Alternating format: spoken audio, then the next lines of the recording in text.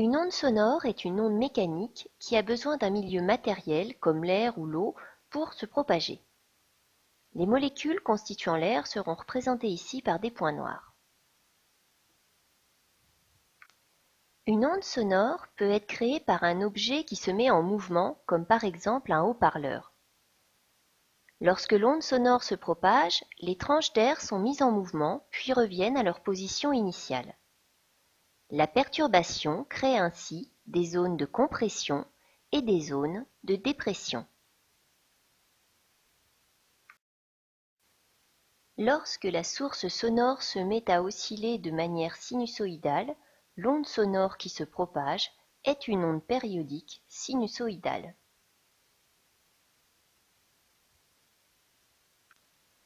À un instant donné, la plus petite distance qui sépare deux endroits de l'espace étant dans le même état vibratoire est appelée longueur d'onde.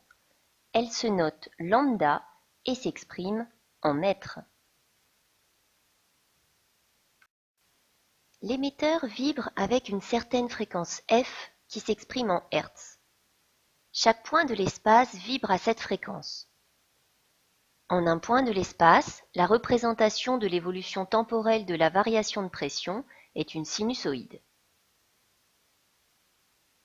La plus petite durée qui sépare deux états identiques est appelée période.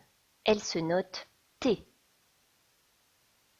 Le nombre de fois où le phénomène se reproduit identique à lui-même en une seconde correspond à la fréquence du phénomène. Elle se note f. Période et fréquence sont des grandeurs inversement proportionnelles. La période s'exprime en secondes et la fréquence en hertz. Ces grandeurs sont liées à la longueur d'onde de l'onde. En effet, d'une manière générale, la distance d parcourue par une onde pendant une durée ΔT est telle que d égale v fois ΔT, où v est la vitesse de propagation de l'onde.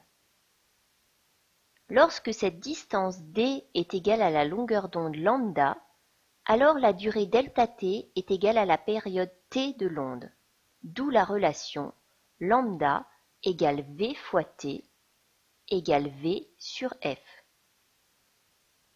Lambda s'exprime en mètres, v s'exprime en mètres par seconde, t s'exprime en secondes et f s'exprime en hertz.